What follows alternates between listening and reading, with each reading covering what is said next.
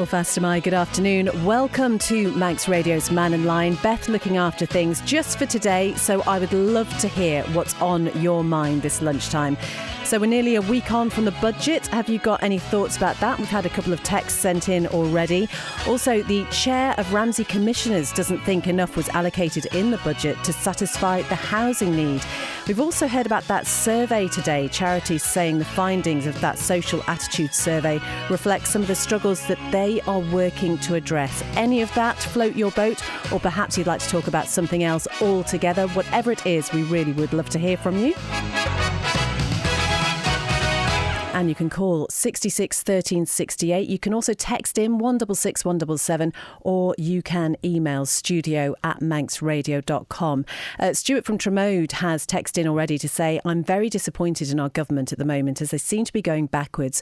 The Summerland site sat abandoned, homing motorhomes and vans. It's about time they start thinking about the younger generation and build something to get them off the streets. I wonder what it is we think that young people actually do want. What would be the best sort of thing for them? It's interesting that when Andy went out and about with the Mannin line, that he spoke to some of the students, I think the ones down in Castle Rushen, who said they really felt there was nothing for them to do over here.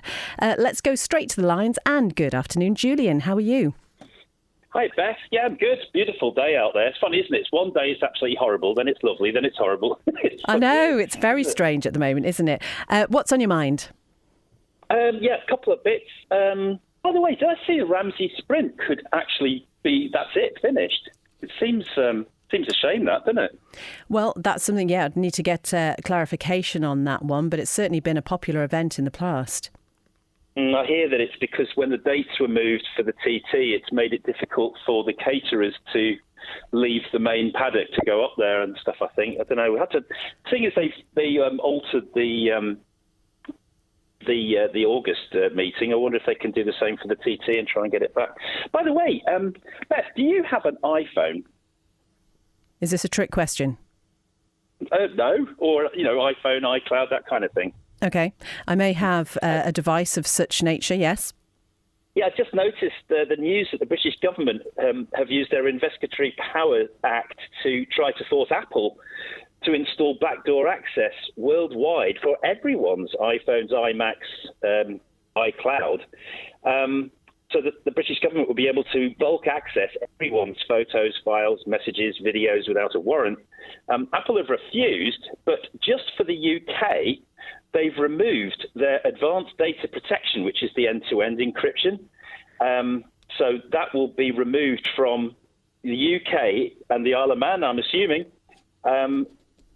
So this is probably going to make it easier for cyber criminals and hackers and stuff. And I noticed that when the UK government was trying to get this done by Apple, Democratic Senator Ron Wyden and Republican Congressman Andy Biggs, they've written a joint letter. This is to National Intelligence Director Tulsi Gabbard, in which they describe the UK's demand on Apple as effectively a foreign cyber attack waged through political means. So I don't know. It's most bizarre that I think very soon, if you look on your iPhone, you'll notice that quietly it will remove that advanced data protection option. Anyway, the last thing I was going to mention was the meeting tonight at 6 o'clock in Castletown on the bridge at St Mary's on the Harbour for Jason Morehouse's meeting on the Safe Access Zone bill. So there's going to be a meeting and a discussion about that at 6 o'clock this evening. Okay. Are you coming? I won't be able to be there. No, are you going? I think I will. I did actually notice that last Wednesday in Scotland, a 74-year-old woman, Rose Doherty, that can just put Rose Doherty on YouTube, first person to be arrested under the Scottish new Safe Access Zone legislation. She was standing silently in a residential area holding a sign which read, "Coercion is a crime, here to talk, only if you want." So the video shows her getting handcuffed by a couple of police people and putting her in a police SUV, and off she went. So I don't quite know what's going to happen to her, but that's the first arrest under the Scottish Safe Access Zone bill. Okay. See what that looks like. All right, Julian, lovely to talk to you. Thanks very much, Beth. Take care. Julian was just Bye. talking about the Ramsey sprint there. Just before we go to the lines and join Robert, Lamara Crane, who is a Ramsey commissioner, has posted on her Facebook page to say, just to clarify, we absolutely were not told in 2024 that the Ramsey sprint was going to be cancelled. Also, Ramsey Town Commissioners does not charge pitches for the Ramsey sprint. Straightliners is the company that runs the sprint, not the commission, and they charge pitches. And Lamara says, I negotiated with them last year. They dropped the prices dramatically at my request. Still, they didn't really advertise the pitches, the price or anything. And Lamara goes on to say, I even offered to do their social media work for them, but they never got in touch or gave me access to do so. Maybe it's time for something new. I'm just glad, she says, that we have Sprint Fest to look forward to. So just some clarification on that one. As I say, we can join Robert now. Good afternoon, Robert. Hi, how are you? No omelette today, but we've had plenty of toast. Oh, good. And we've had the marmalades, and we've had all of the gubbins to go with it. Well, that sounds anyway, delicious. I'd like to just to bring you up to date. I don't think that Apple extension will be implemented to the UK. I think it's more of a threat of nature in terms of the updates that are going to be implemented, but I think it'll still be there. So I wouldn't get too worried about iPhones, to be honest with you. I think they're a good thing. You've probably got an iPhone, I've got an iPhone, we've all got iPhones. So, other phones are available, obviously. Other phones, God, are they? Are they really? Would you call them phones, though? I don't think they stand with so much attention. Anyway, national parks and the hustings. National parks, are they still doing welly walks and things like that, whereby at school you have get out into nature and go see the flora and fauna and flowers and trees? Oh, I'd like to think so, Robert. Certainly when my children were in primary school, we went on a few of those walks. I know privately, John Dog is amazing. Some of the walks he does around the Currachs. It's a bit Gruffalo, but I mean, it's a good thing to do. They actually used to have the Gruffalo walk down at St John's, didn't they? Did you ever do it? I did, yeah. I think the boarding and everything, all the animals are still there, actually. We were talking about that the other day, and that's a lovely space as well, isn't it? It's good. It's good that they do that. I'm really happy about that. Well, I think there should be more of that. And people listening and wondering what to do, just get out into the countryside slightly. You don't have to go far, but just get out and start feeling some, leaves and things like that on your hands and kind of getting a bit more into nature while all this bad weather's out of the way is my copper for it. But anyway, I was going to say about the hustings. There seems to be a lot of hustings on at the moment for the MLCs. Is that correct? Well, the MLC election is coming up on the 4th of March. Obviously, on Manx Radio, Phil's been talking to all 15 candidates there are now who are standing for the vacant seats. There are 4 seats available. 3 of the sitting MLCs are going for re-election. And then we've got 12 other people as well. I'm just on the phone. Okay, yeah. Yeah, sorry, I was just someone burst in. Oh, dear. As you do, I'm over at Gryer at the moment getting a cup of tea. Oh, lovely. Yeah, okay, so are they not doing any particular hustings at the moment in terms of, talks up there? Because Tim Glover said they're on about the hustings. Are they not doing anything right now? Do you know, I'd have to have a look and see if there was any specific information about hustings that maybe the general public could go along to. But certainly from our point of view, we're just making sure that every single candidate has had the same amount of time on air with Phil to talk about why they're standing. Yeah. Okay.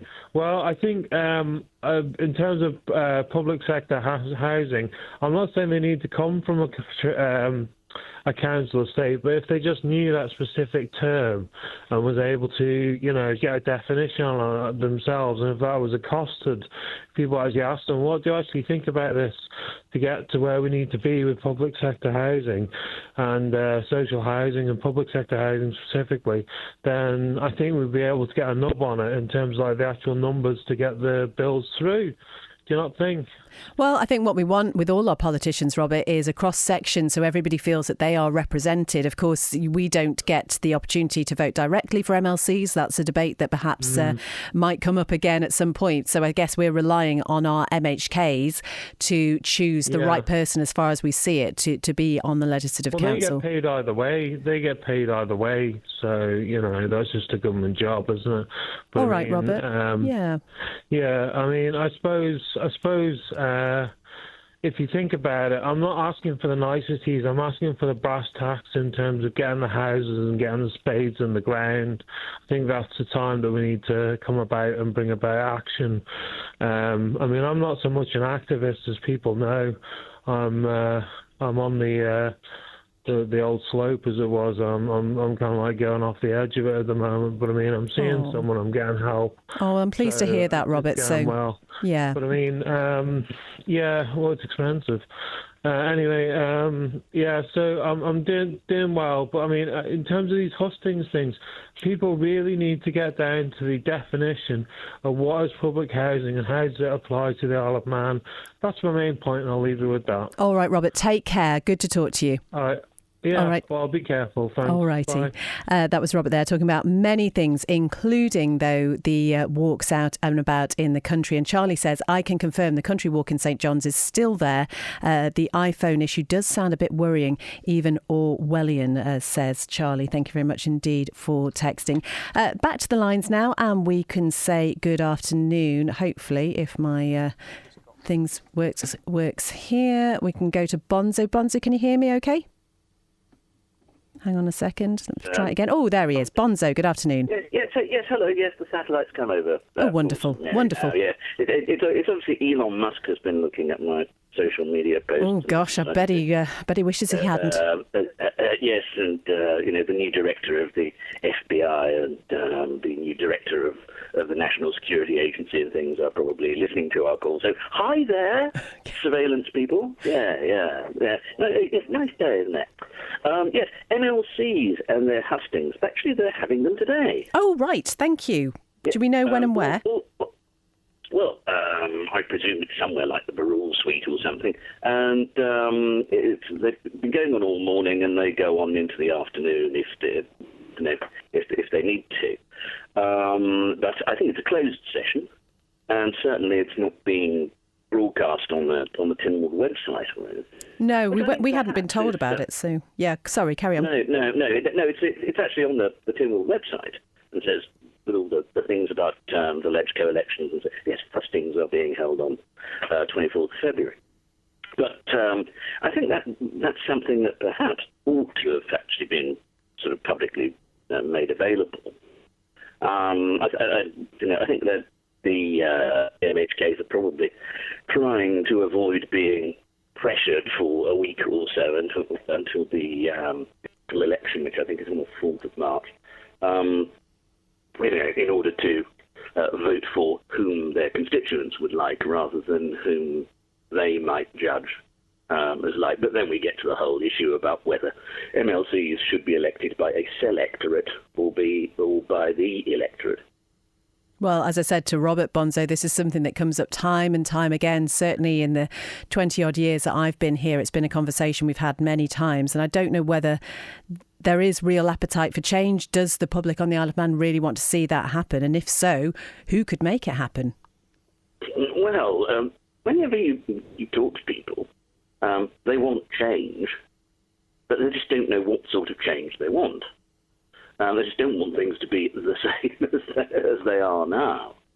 I think the change to it and how to make it happen, you're going to have to change the actual electoral system so that you have proportional representation by a single transferable vote. And if you remember, we had that one election. It was it 2001 or was it 2006? I think we might have had that. I think it might have been a bit earlier. Yeah. Yeah, but it was thought that it was, too complex for the Manx citizenry to put 1, 2, 3 rather than X somewhere. So we go back to the system which we have now, which is the worst of all worlds, with 2 members voted for by first past the post. So a lot of people go, oh, well, why go voting? Because my vote doesn't really mean anything anyway. And that's, I think, something which politicians have to address. Yeah, it is an interesting one, isn't it? So STV, and I think it's something that most people probably could easily get their heads around if they have somebody sort of explaining how it works. And there was certainly an appetite for it. But as you say, it was done in one election and then disbanded with. So I don't know. I think you're right, though, Bonzo. I think that's a salient point, really, that people feel they want change, but do we know exactly what the change is that we want? Yes, and it's not as if we don't have the capacity to do that before the next election. I know that they've dropped certain bills because they've spent 3 years or more wondering what to do and now have run out of time to actually do something. But I think an election reform bill, I think would certainly be a priority that should be followed before the next election. Well, before the next election, I think that would be quite something if you think how close that really is in relative terms now. Would there be enough time? Yes. An amendment to, quite sure a relevant one, I think it's a Representation of the People's Act, I think. But yes, if you just passed an Amendment Act, which, a few clauses and stuff, that's the kind of thing you can do in a few months. All right, Bonzo. Well, you sound very optimistic there. We shall wait and see. Lovely to talk to you as ever. Lovely to talk to you. Bye. All right, take care. That was Bonzo there, just talking about a few things, including those MLCs hustings. I'm just trying to find out the exact information on that, about what's happening, to let you know. But we have a clear switchboard as things stand. 66 13 68 if you'd like to give us a call. The Nation Station, Manx Radio. And this is Mannin on Manx Radio FM. Lovely to have your company this afternoon. You can email us, studio@manxradio.com. You can text 166 177, or even better, give us a call on 66 13 68. Just before we go back to the lines, thank you very much indeed to Rob Callister at MHK, who has messaged to say, happy to confirm to listener that the MLC hustings is happening today. The first group started at 10 a.m. The second group starts at 2 p.m. The sessions, Rob says, are being videoed and they'll be placed into the public domain once the procedures have finished, but Rob doesn't have a time frame on that. But really appreciate that clarification there, Rob. Thank you very much. So I think it's good to see that everybody's going to have a chance to see what all the MLC candidates are saying. Let's go to the lines now and join Renee. Hello, how are you? Hello, I'm well, thank you. Are you? I'm good, thank you very much. What's on your mind? My daughter's booked as usual to come over with the steam packet in August. Now she knows you don't book when they've got races on, etc. So she's dodged that. So there's nothing really changed apart from the year, and her price is £165 more than last year. Okay, Rennie, would I possibly be able to ask you just to pop your radio down, if that's okay? We're just getting a little bit of feedback. Yeah, sorry, just let me go. Don't worry at all. So this is Renee talking about steam packet charges for her daughter, who has booked to come over in the summer. I suppose that the reality is, though, just to be completely fair in it, is that prices do go up. We know how expensive things are nowadays. And I guess we're talking about August, which is peak season. Yes, but I'm just saying that the difference is £165 more. That's an awful lot. It's the same car, the same two people, just a different year. Yeah, or I wonder whether maybe, I know there are certain limited offer fares and there are a limited number of places and it depends when you book and whatever. But I know that talking about prices of travel is something certainly that many people are concerned about. Well, probably that's why we're not getting so many visitors.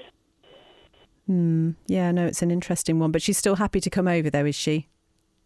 Well, that's the only way we get to see each other. Oh, yeah.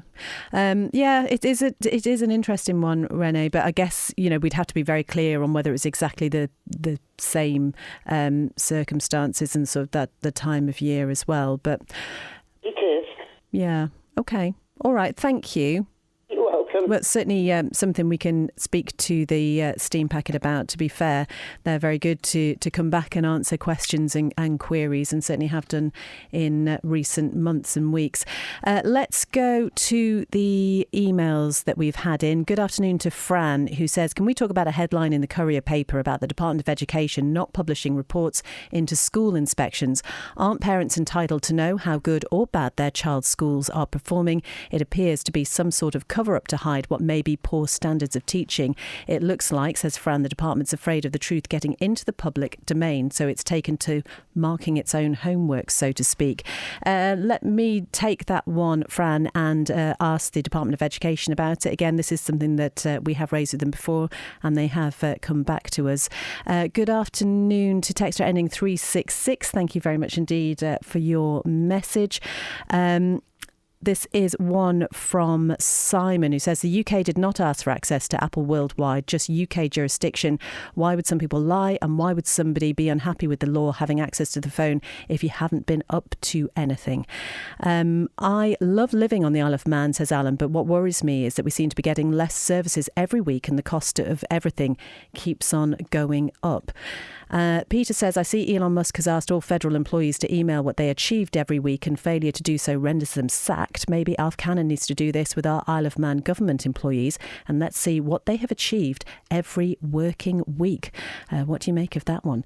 Let's go back to the lines. We've got a couple of callers waiting now, which is great to see. 66 13 68. We've got Jewin first of all. Good afternoon, Jewin. Head of News, how are you today? I'm all right, thank you. How are you? I'm very good. Pancake week next week, Pancake Day. Are you doing a bit of tossing with Dan on Pancake Day? Maybe, Jewin, maybe. We'll have to think about what to give up, won't we, for Lent? There are a few things maybe on the list.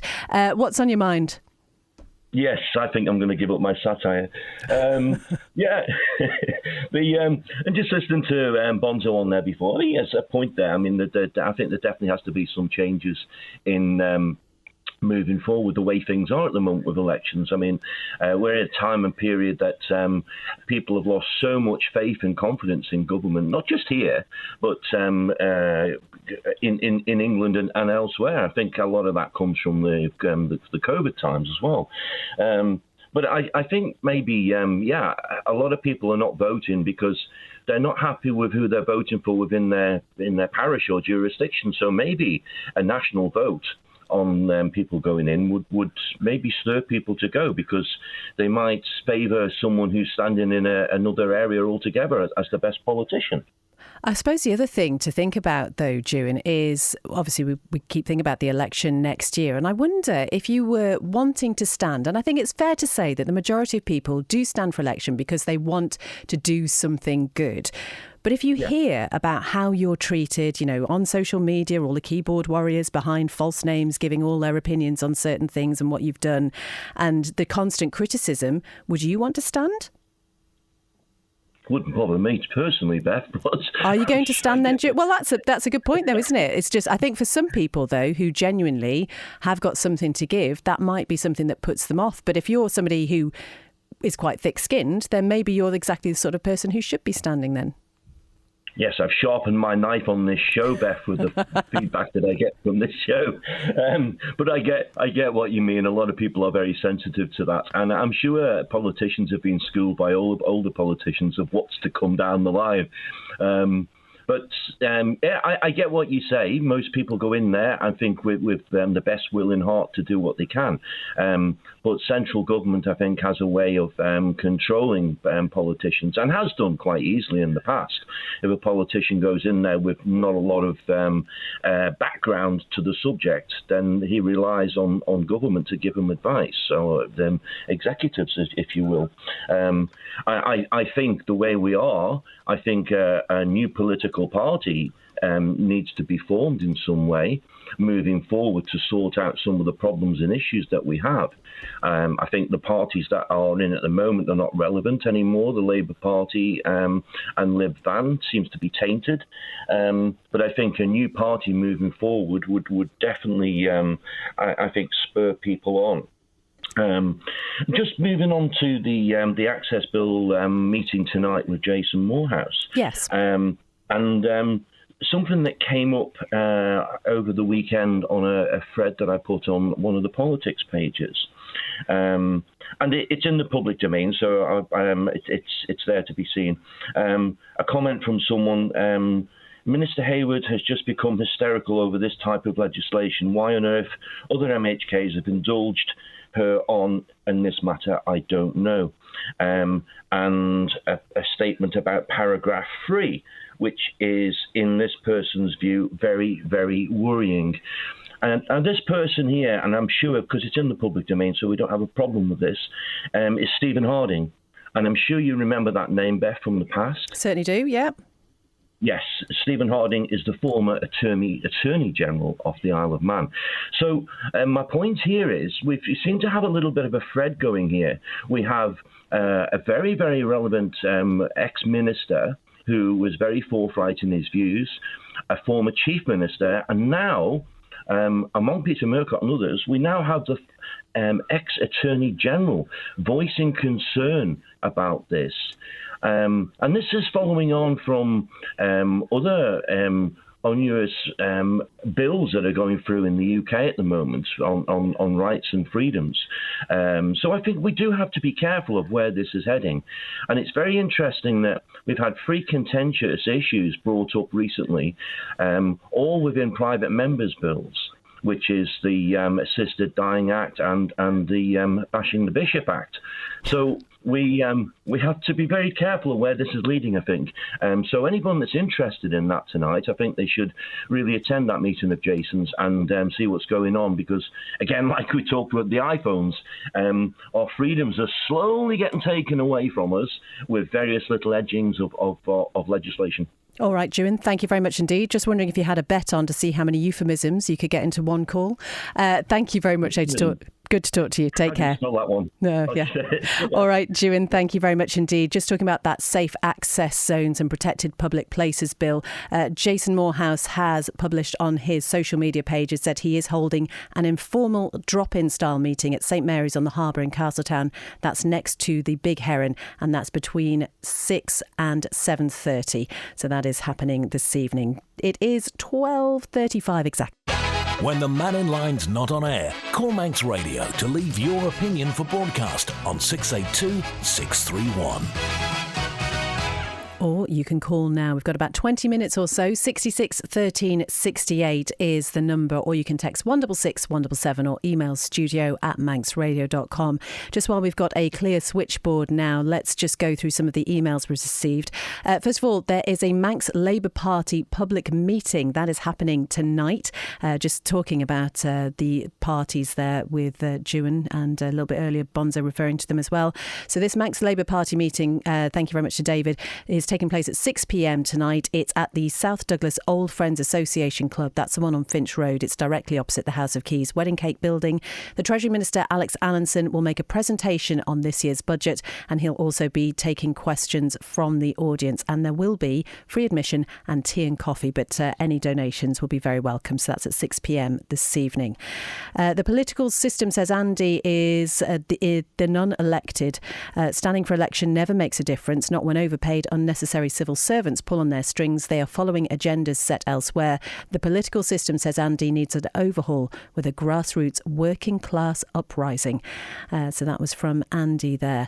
That is cheap for a fare, says Chris up north. I've had to pay £499 for a car plus a driver in May. I think what Renee was actually saying was it's £165 more than it was at the same time last year.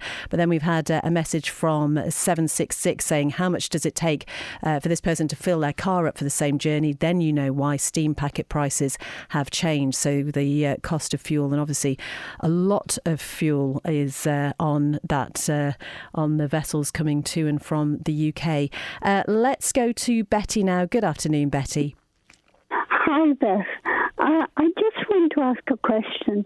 Why does Manx Radio think it's a good idea to play music over presenters speaking on the radio? So this is a really interesting one, Betty, and I totally understand what you're saying, and I think a lot of the time we do try and pull it down, but it's trying to make things move along a little bit sometimes. So sometimes we get criticised for just being a bit too speech-based, but actually it's a well-known thing, and it's not just something that we do here, but to try and make it sound a little bit more engaged and pacey and whatever. But I understand that it's not everybody's cup of tea. Well, it doesn't actually sound pacey or anything. It's just very annoying, actually. And I don't think it attracts a younger audience because young people don't often listen to the radio anyway. and it just makes it impossible to hear what people are saying. Okay, Betty. Well, this morning, for instance, what they were playing was so loud and boom, boom, boom, boom over the speaker, and then it went on to headlines, and you couldn't hear what they were saying, and it went on to weather report, and you still couldn't hear what was said. It's very, very annoying, actually. Okay, Betty. Well, I think really appreciate that feedback, and maybe it's something we need to work on, making sure it's down a little bit. But yeah, thank you. Well, I just want to let them know that it isn't attractive, and it doesn't sound like the radio's with it or anything. It's just horrible. Well, I take your point. Yep. Okay. All right, Betty. Oh, thank you so much. Good to talk to you. Bye. Thank you very much. We are back to a clear switchboard. Still got about 15 minutes or so, so it'd be great to talk to you about whatever is on your mind this lunchtime. We've got lots of texts and emails, and Howard has been ploughing through some of them.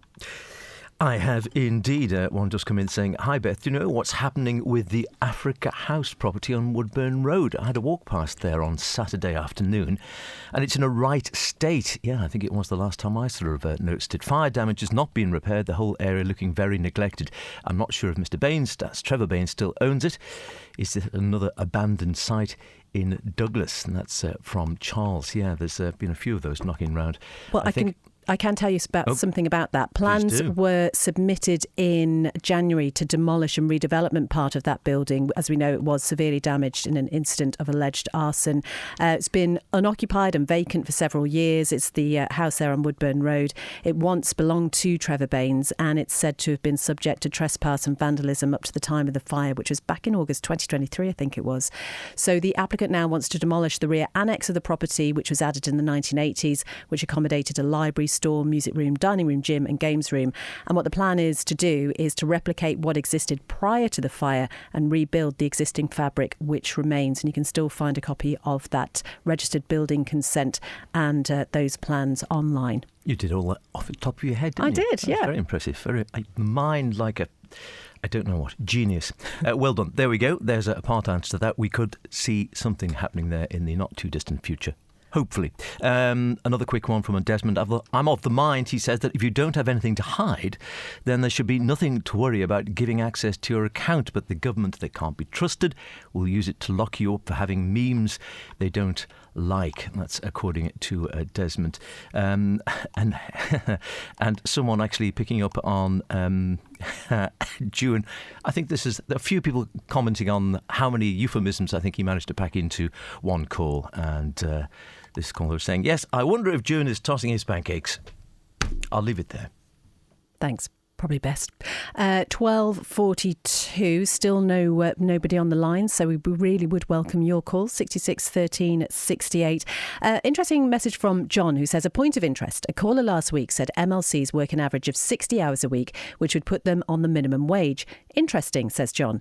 This minimum wage currently £11.45 an hour. An MLC's salary is £71,500. If you divide that by 52 and divide by £11.45, that is 120 hours then divided by 5 days, 24 hours. They would have to work 24 hours a day for that salary, twice as many as the imaginary hours mentioned by the caller last week. Thank you very much indeed. I wondered how long it was going to be. Text ending 011 before somebody mentioned the love train. Thank you very much indeed. Will Julian support a person's right to go onto closed roads or exclusion areas during the TT if I hold a placard against the racing? Surely that is against our free speech. Another message from Des, who says, very condescending of Bonzo to complicate for Manx people. Too complicated for Manx people. I don't think the suggestion was it was too complicated for Manx people from Bonzo, actually. I think he was suggesting that STV was the way to go. Bob the Marshal has been in touch to say, following on from the caller saying the Ramsey sprint might not happen, it's such a shame. Since the modified and overly busy TT schedule, the sprint has been divided over 2 days and losing out to contingency when there's bad weather. TT, for me, says Bob, was always about racing one day, visiting other places on the island on the days off. Tuesday was always Ramsey Sprint and Custom Show with Red Arrows in the afternoon. A great day out away from the racing, taking business to Ramsey. Mad Sunday was attending Owners Club meetings at different locations around the island. Thursday was Peel Day, I think, with a bike show and other things to do, all now affected by more racing and contingency. Pre-TT and post-TT classic racing at Blount was a few days down south at Castletown, Port St Mary and Port Erin. No more post-TT races. I think the businesses around the island must be affected by the new racing schedule. As a marshal, says Bob, I found it too busy, especially when the contingency is used. Unfortunately, it's no longer a celebration of the Isle of Man. It's a really difficult one, isn't it, Bob? I guess because there are so many factors involved, and we know certainly, gosh, looking at the MGP last year, how much of an influence the weather can hold on how things are organised. And then there's the other thing about getting enough marshals and making sure everything's organised that way.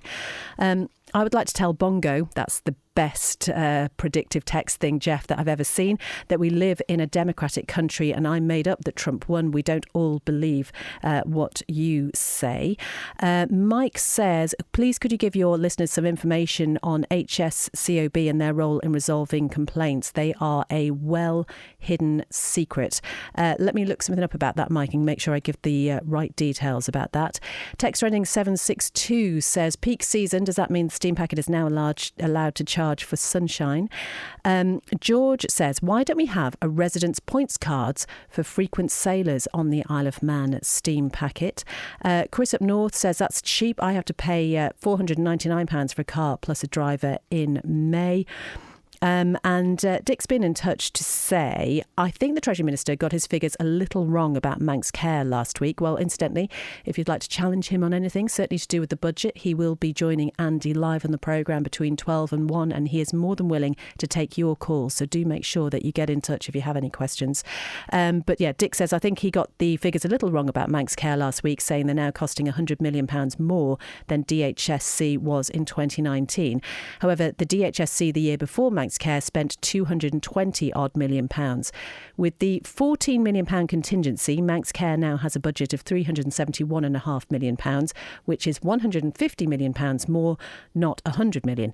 That's 50% more than the old DHSC team ran Nobles and the Department of Health, GPs, dentists, everything we had before we heard of Sir Jonathan Michael. Inflation in those 4 years, including pay rises, is around 20%, so where has that extra 30% gone? It's not gone towards shorter waiting lists, as there are 13,000 on the list now compared with 7,000 when they took over. And these figures, Dick says, are on the government website. Plus, back then you stood a chance of seeing a doctor or a dentist. Do you think Elon Musk and the Department of Government Efficient would be ploughing in £150 million more into Manx Care to get a worse service? He'd see the incompetence of the extra busload of directors and business managers that Manx Care employs. They are everywhere at Nobles. You stand a better chance of seeing an executive director at Nobles than you do a doctor. Now, this is something that was picked up when we did the audience with the Treasury Minister on Friday. And somebody made the point about, and I think it might have been the Treasury Minister, saying it's all very well talking about all the managers and whatever, but surely what you want at Manx Care is the managers looking after the managerial side of things and doctors left to do the medical side of things. And I think maybe sometimes, certainly in this day and age, when there are so many processes and protocols, maybe we don't necessarily understand all of the things that people have to do. Unfortunately, there is a lot of paperwork involved. George says, if Elon Musk wants to micromanage his staff, that's not management, it's insecurity. He'll manage his hood employees, another predictive text, his good employees right out of the door, as they will resent this and vote with their feet. Leadership is not about micromanagement. H says, I agree with Betty about the booming noise behind the news. It's irritating and muffles clarity of the speech. We certainly do take these comments on board, so thank you very much indeed. Donald says MLC members should be elected by the public vote, not by MHKs. Gary says, this is about government. Many years ago, aspects of the civil service was subject to HR time and motion reviews. Staff had to complete worksheets and explain their jobs. Departments would then be reorganised to achieve efficiencies. Mr Cannon said HR would be looked at following the fallout from the Dr Ranson case, and he also said DOI would be reorganised. Questions need to be asked about why nothing has happened to reduce government costs. This is a message from Mark, and talking about the subject of transport. Is there any truth in the rumour that the government is considering a sleeper carriage on the steam railway in order to provide more comfortable surroundings? Thank you, Mark. Oh, nearly read that one out completely. There's a lesson to me there, Howard. Yeah, I did wonder, yeah. I didn't know that to flash that one up in red, but I thought that'd just be like a red rag to a bull. Oh, you just left Just while it you for were me. doing that, Yes. Bonzo's been back on. Oh, our yes. own Bonzo, or Bongo. Just to say he'd heard the slight problem with the predictive texting, but he'd say it actually could be maybe psychic texting, because Bonzo plays the bongos. No. He does, genuinely. And Maybe he says next time he's he very calls. happy to do a little bongo recital if things get quiet. I was going to say, that's what we need. You know, sometimes you have things done through interpretive dance. Exactly. You can have it This through... is psychic texting. Bonzo on the bongos. Amazing. Another text from Steve that says, I won't have illegal activity on my phones and I won't be doing anything which I need to worry about people having access to them. So perhaps others have reasons to be concerned for some reason. The new racing schedule, says texter ending 101, has no bearing on the events Bob has just mentioned. It's all down to costs and the fact the events are run by private organisations who are all suffering from a downturn in business and increasing costs. And this text, it says, comes from an event organiser. In the 80s, says texter ending 883, I think this is Jules, in the 80s men were on work schemes as no jobs. You didn't moan about everything, especially steam packet, because nobody could afford to go away. So give it a rest, people. Right, Jules, I think that's everyone told. Yeah, let's have a little bit of positivity. Nick the Skip, good old June, bashing out those euphemisms like an 1830s club rep.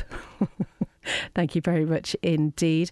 We had a message earlier about the MV Arrow asking if anybody knows it's been sold or leased. So we have got a question about that and hopefully we'll have some information on that very shortly. Text running 648 says, I agree with Chris Robertshaw's comments the other day when interviewed by Phil Gaughan that there are very few people who've been in business in this administration and the previous government who understand the way the real world works. When voting at the next election, people should ask the candidates putting their name forward how much they're earning at the time, because at the last election most of the candidates doubled their salary. I don't know if we know for certain that's true. And truthfully, they are not worth it, says this texter, as many of them are earning above their pay grade. So voters, think very carefully about who you vote for. Yes, Mark has just sent another message in. Nearly got you. I mean, it's an idea, isn't it, Mark? You know, if we're looking for... No, OK. Jewin is right, says Andy. The political system is in the pocket of the non-elected. Oh, I think I've read that one out actually already. DNS say, why are there no school dentists? Too many children having to have teeth out when prevention would be better. Sue says, well said, Bob, the Marshal. I'm Manx and TT racing is in the blood. I hate the new schedule. One day race, one day tourism worked great, as did the once brilliant entertainment every night on Douglas Prom. Sadly, the new schedule exhausts me. There's no prize presentation in the Villa and no money going to Manx businesses. But as we just heard from an event organiser, that some of that is down to the cost of putting events on, which is down to all sorts of reasons. Texter with lots of question marks there. Can't we all just get on? That'd be nice, wouldn't it? That'd be lovely. Now, we have got a definition about the HSCOB. This is a statutory body set up to review unresolved complaints made about the health and social care services provided or funded by the Isle of Man government through Manx Care. If you're not sure if the service is for you, when you have a complaint that falls within this decision, you can just contact the Manx Care Advice and Liaison Service, or MCALS. If you just search that, it will come up with the number. Pat says, in the 1960s, we never had the dole. In the winter, men went out to the sugar beet farms in the UK or stonewalling on the mountain in all weathers. People have it soft now. This is a message about some resurfacing work that's happening at the Ramsey Group practice. It's the car park entrance there which is being resurfaced. So weather depending, the entrance to the car park will have limited access due to some emergency resurfacing works. It's either going to be this Wednesday, that's the 26th, or Thursday or Friday, and they are hoping for minimum disruption. But please be mindful if you are attending the practice on any of those days that there could be some delays, and they are just going to be working on the area. Margaret says, I was told by Manx Care last last Friday that the waiting times for an ENT appointment is 6 years and respiratory department waiting time is 4.5 years, which is absolutely awful. Again, waiting times is something that we talk about quite a lot here. Message from Anne, thank you very much indeed for that one. Why are Manx residents getting hammered by the steam packet when they're trying to get away from the TT? Text ending 572 says, I agree with Ewan about our freedoms being threatened, becoming more prevalent. And what is the reason behind safe spaces legislation? I don't remember any unruly protests taking place anywhere, and I believe it's done before the consultation has been taking place, and government has ignored the results of the consultations. In any case, this texter says the public needs to call this stuff out. There is a message here from Susan saying, why would the managers of construction industries hire qualified staff when they are unqualified themselves? Because it's cheaper. The government's painting company, according to Susan, falls into this, and she talks about nepotism. I'm not doing anything illegal with my phone, but that doesn't mean I'd want police or government being able to inspect it based on a notional possible breach of the law. No one needs to see my messages or search history. I should say that's from texter ending 475 and not from me. There was a lot of paperwork before Manx Care, but the hospital was run with 4 or 5 directors back then. So why are there 4 times as many at Nobles now? We need Elon, says R. And can we have a vote as to who is the best? Thank you very much, texter ending 011 again. Honestly, I think I've done pretty well actually today. I haven't completely fallen for any of the messages that could have got me into trouble. But thank you very much indeed for your time, for listening to us today, for your comments and contributions, especially all of you who've taken time to phone us on air. We really do want to hear from you. This is what this programme is all about. It doesn't matter what's on your mind, as long as you are respectful about other people. We really do welcome your calls on this programme. Thank you very much to Howard, who has been producing today, although not saving me from some of the texts that could have got me into trouble, so I will remember that. On Wednesday, as I say, remember that you can talk to the Treasury Minister live between 12 p.m. and 1. Again, just a final chance really for you to have any thoughts or questions answered about this year's budget. And if you'd like to take a look at the budget in more detail, we've got the mini site, loads of detail on there about what's involved, how it might impact you, and some of the reaction as well. I think there's been a lot of reaction to this year's budget, and it still continues to come in. That is all, though, from this programme for today. Andy will be back in the chair tomorrow. Remember, we still have got our out of hours number 682 631 if you'd like to let us know about anything in the meantime. Chris Quirk is looking after 1 to 3 today, so have a great afternoon and I'll talk to you again soon.